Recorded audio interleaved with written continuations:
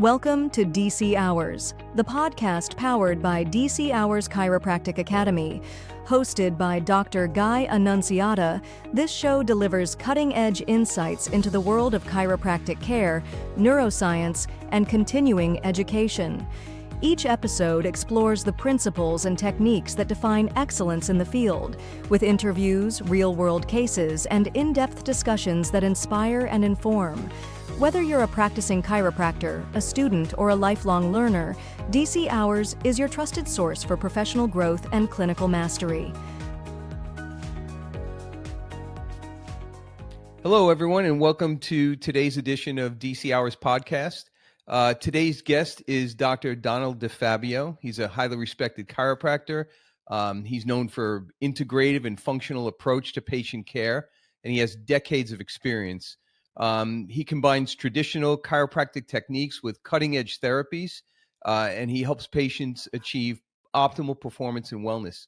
I'm excited to have him on the show to share his insights and expertise today. Welcome, Dr. DeFabio. Hey, thanks, Guy. I appreciate being here. Dr. Annunziata. It's great to be here, and I want to thank you because you were the first guy that reached out and put me on the web doing virtual and remote courses. So thanks. I appreciate your support. Well, you got years and years of experience. I figured we need to get that experience out there to all the young chiros that are, still struggling and trying to find their way. So you've got some great insight into things. And today, I'd like to talk about some of the more newer technologies that seem to be kind of transforming the way chiropractors approach patient care. I know, in the past when I went to school and you went to school, it was all about electric stim and ultrasound, but I was hoping you could maybe enlighten us on some of the newer things that are out there. Yeah, there's a lot of emerging technologies, and my headspace is chirocentric care, number one. We do a multimodal approach in the office, chiropractic adjustments, nutrition, exercise, rehab, lifestyle, but it's all chiropractic. So it's all the physical modalities, all the interventions we do are chirocentric, number one. And the one thing I would recommend for the younger doctors is to embrace that. Because if you get absorbed into a multimodal approach and you're the guy who does the adjustment and someone else does the rehab and someone else does the nutrition and someone else gives the therapeutic injection and someone else does the E&Ms, it devalues chiropractic, because chiropractic isn't the adjustment, it's a system of care. Now, to go back to your question, though, yeah, I just saw a podcast, the same guy that came and taught me stim and ultrasound and interferential was just starting 40 years ago as an intern, right? Is teaching the same stuff at a chiropractic school. He goes, hi, I was just talking with the interns about hot, cold stim and ultrasound. Oh, and I think he went in laser.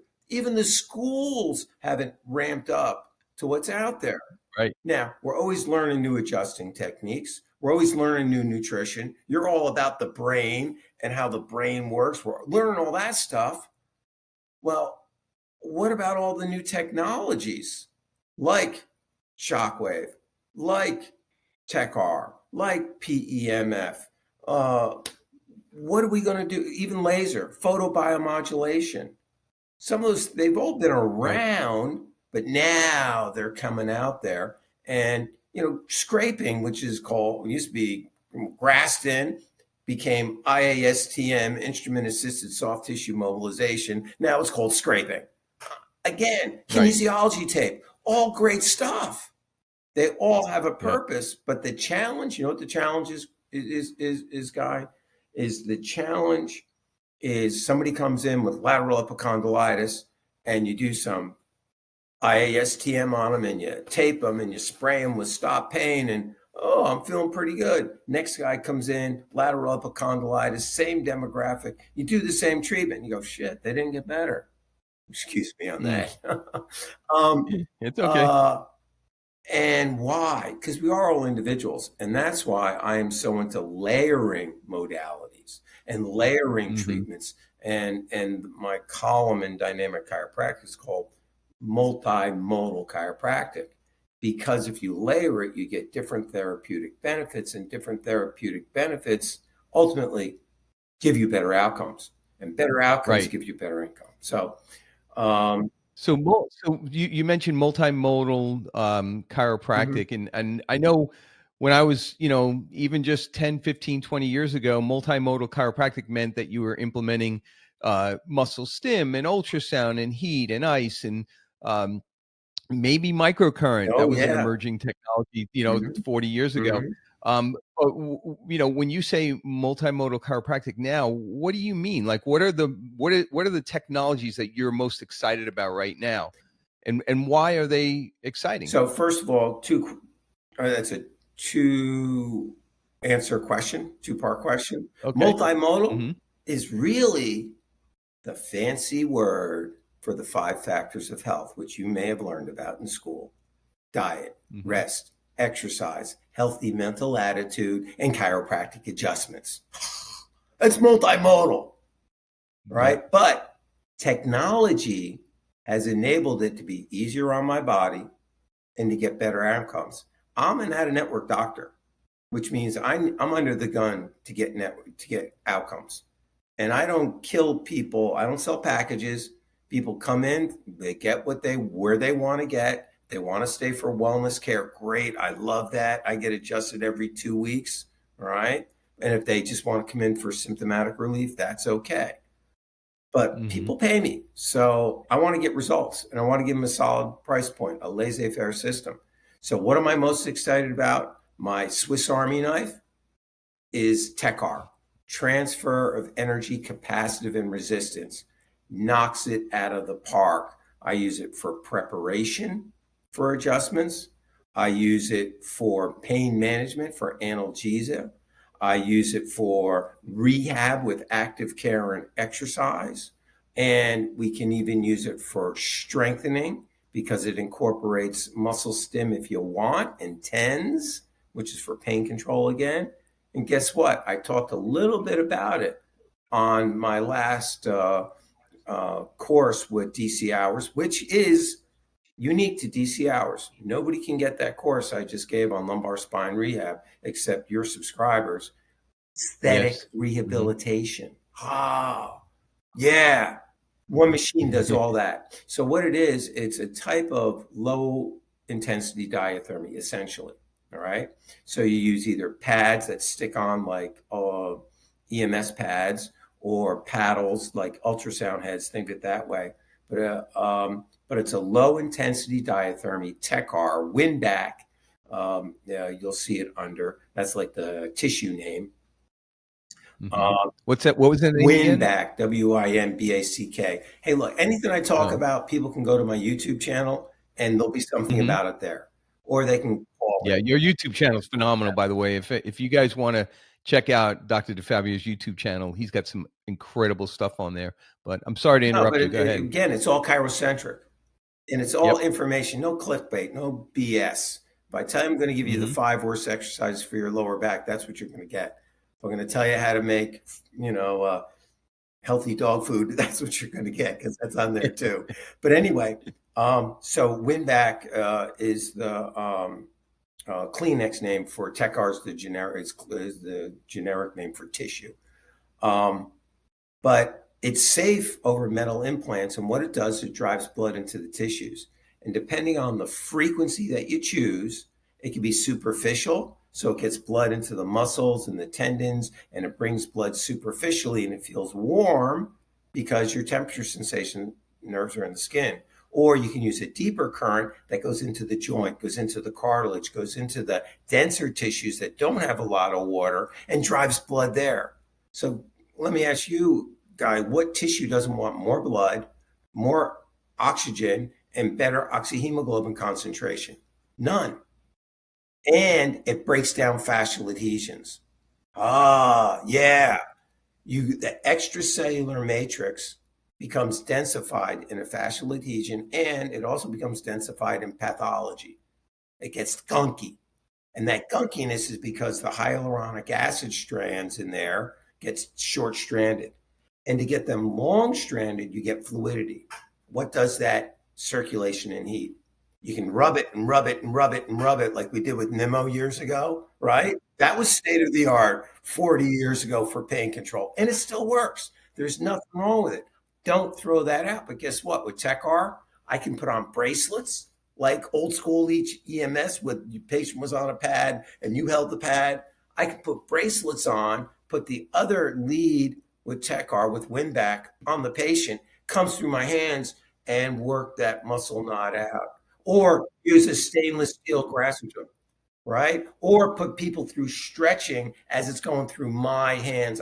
Chirophobes, you're not going to make it pop, are you? It's not going to make any noise, are you? Chirophobes, you have the TechR come through your hands, loosens up the fascias, enables your mobilizations to go better. So that's the top one I have. It does everything from pain control to rehab to aesthetic rehabilitation, which I've just started, and people do want it, and it works really well. And frankly, that's where TechR WinBack started, was in aesthetics in the 1990s. It's been around since the 90s in Europe. It's been in the States about 6 years. Hyaluronic acid, guy, right? What we want to puff up the hyaluronic acid, makes it more fluid, so you get better tone of the tissues. So superficially, like wrinkles and stuff, yes, but scars, keloids, I got a real big scar. I got some TechR on that, and my scar goes superficially all the way through my perineum, through my diaphragm, all the way down, right? It's a big scar. That got me moving. I put a pad on my front, a pad on my back, and I just started doing some simple rotations, and the current will focus where there's the most restriction in the tissue, so it finds all those nooks and crannies if they're not superficial. So it works by loosening up those hyaluronic acid densifications and making the extracellular matrix more fluid, so things puff up and tone up.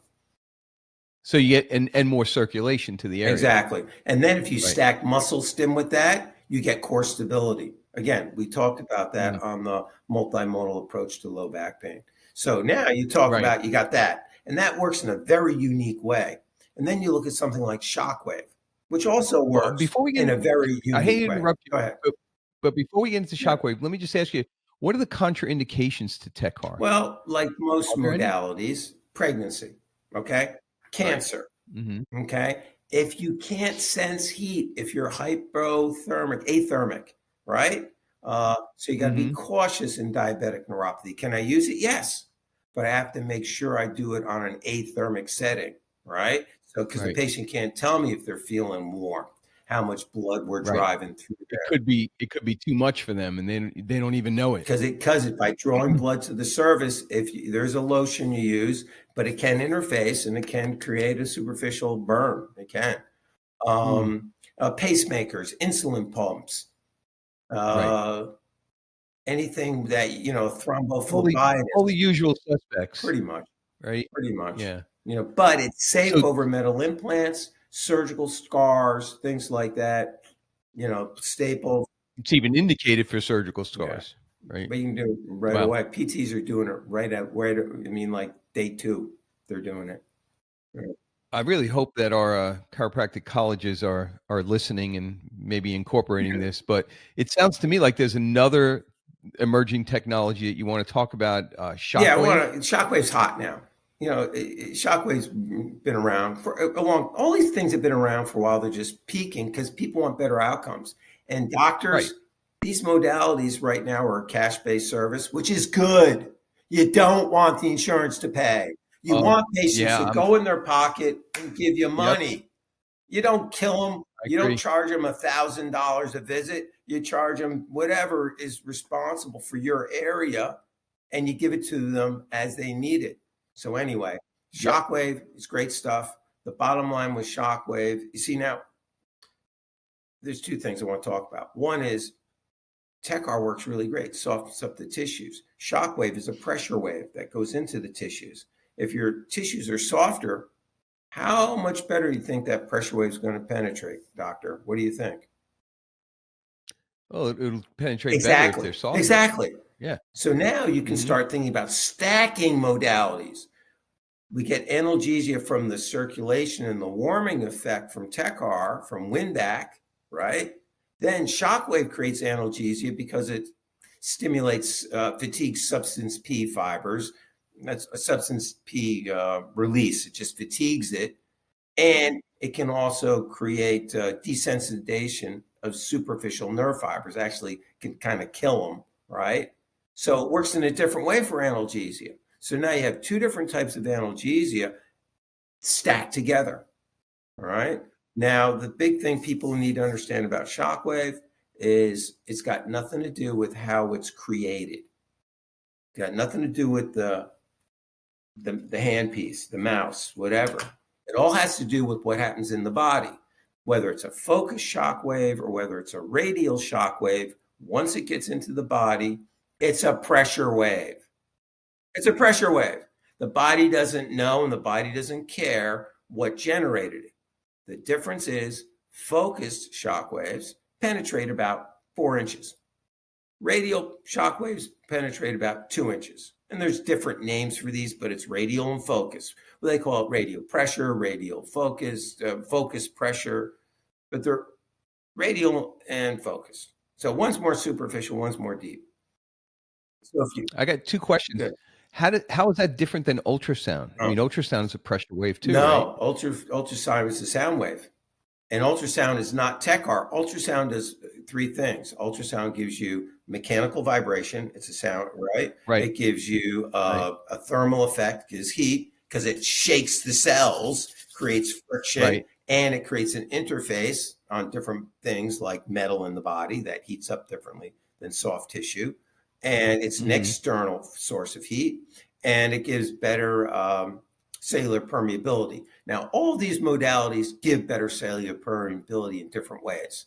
Shockwave gives better cellular permeability because of mechanical transduction. The mechanical pressure waves impact the cellular membrane, and you do get better cellular permeability. TECAR, you get better cellular permeability because it opens up the calcium potassium pumps, right? Because of the circulation.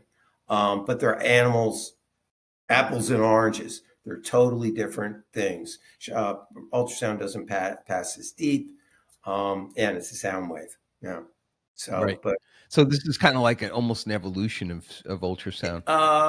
Yeah. Again, it's a pressure wave. It's a mechanical waveform and not a sound waveform. It is an evolution of modalities. That's why, just like somebody comes along and says, "Oh, I got a better way to adjust the atlas or the ankle," or to do a chiropractic procedure, flexion, distraction, McKenzie, whatever. You got to do the same thing with all these technologies. But the technologies are getting really good at targeting certain physiological processes. So if one targets substance P for analgesia and one targets vasodilation and stimulation of heat and warmth and the superficial analgesic receptors, and then you stack something on there like laser that targets NO, nitric oxide production, Right. now you really get some results.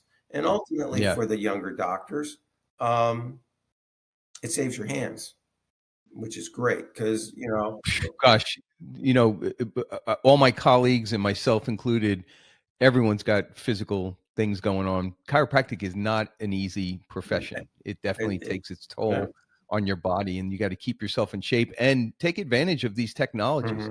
I had another question about the shockwave, though. I was under the impression that it also increased stem cell production. Is that true? What it really does, the mechanical stimulus gets transformed into a biological reaction. And that reaction at the cellular levels, it stimulates the progenitor cells and the differentiated cells, which means it tells tendons to become tendons, ligaments to become ligaments. So it helps the cells differentiate.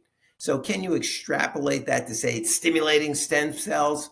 Yeah, you can. But in reality, we're just waking the cells up to do what they're supposed to do. So that's kind of I think it's a fancy way to say what it really does, but it does help. See, that's why you with a couple things with shockwave, it hurts a little bit because you want to fatigue the substance P. So that's why it's got to hurt a little bit. And that's why they usually wait a few days, if not a week, in between sessions, because you want that remodeling to occur. But it can be used daily. You don't do it as hard. And to go back to focus and radial, I don't go 4 inches into the body. I can't palpate that. I can't feel that, right? So I live a couple of inches in the body. I can feel that. So I use a radial unit because I can feel what's going on with my hands in real time. The patient can feel it in real time.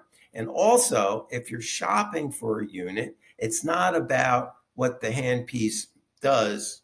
It's about what happens in the tissue. Shockwave is effective to create all the things we're talking about, to stimulate the progenitor cells, the differentiated cells, to release substance P, to get mechanical transduction, to get all those things done. It has to create cavitation in the tissues. They've done research and they've shown what models, what companies give you better cavitation than others. Yeah. So just because it's focused doesn't mean it's better. Just because it's it's a radial unit that's been around and it's made in this country doesn't mean it's better. You have to find out from the manufacturer or from the research which ones penetrate the best. And so I've done the research. I've gone through Chinese units, I've gone through German units, and now I'm using a Swiss unit. Why? Because the research says it creates the most cavitation, and it's a radial unit. I can feel what's going on, and it's a very solid price point. Did not break the bank, which means I don't have to charge $350 a visit to have to pay off my lease. Yeah. Right. I know we got to wrap things up, but I just want to share with you, and I wish I knew all this information before I went and had shockwave therapy done on my ankle. It would have been nice to know what was going on. About 2 years ago, my ankle was in shambles, and I had the MRIs and everything. The medical doctor said the only thing we can do is replace your ankle, do like an ankle replacement. And I was like, no, I'm not going down that road. And I went to see a doctor here in Bluffton who had shockwave, and he did 10 sessions on me, and my ankle's fine. I mean, completely fine, no pain whatsoever. And, I still run, I still walk, I still bike, and I'm not having any issues. So it truly is a remarkable technology. And in my opinion, every chiropractor should be doing it. We need to embrace these modern technologies. Wimback TechR, shockwave. If you don't have laser, get laser. But you still got to get your hands on people, because what makes chiropractic work is the chiropractic adjustment. Yeah. Yeah. And he was adjusting me. I was getting adjusted. Yeah, exactly. And you look at your diet and you look at nutrition. Chiropractic will never be outsourced. It'll never be people got to come to your office for care. And people want natural health care. The word's out. The word's out. Yeah. And not to throw other people under the bus, but remain focused on what we really do as doctors of chiropractic. Yes, doctor. So next time we have you back, and I really hope you can come back, maybe we could talk a little bit more about PEMF. You mentioned photobiomodulation, which is something that I'm very excited about. And use it for brain, right? Yeah, it's amazing. I have one of those helmets that I use at 1070 nanometers with 40 hertz frequency, and it's amazing. It really is. I think you better flip it around and you won't twitch so much to the other side, guy. Well, Doc, thank you so much for being here. I really appreciate it. And like I said, I'd love to have you back. We could talk more about that another time. All right, great. Anytime. Thank you very much. God bless you. And thanks to DC Hours. And if anybody has any questions, shoot me an email. Check out my YouTube channel. Throw me a like. Yep. What's the name of the YouTube channel? Donald DeFabio. I got 42,000 subscribers, and I'd like to make it 100. Nice. So whatever you guys can do to support one of your own who's all stuff and no fluff. Yeah. Well, I know they'll get a lot out of it. Thanks again, Doc. Appreciate it. Take care. Take care. Bye-bye. Thanks for joining us on DC Hours. If you enjoyed this episode, be sure to subscribe and leave a review. To explore online courses, seminars, and continuing education opportunities, visit dchours.com. Stay inspired, stay informed, and keep advancing your practice with DC Hours.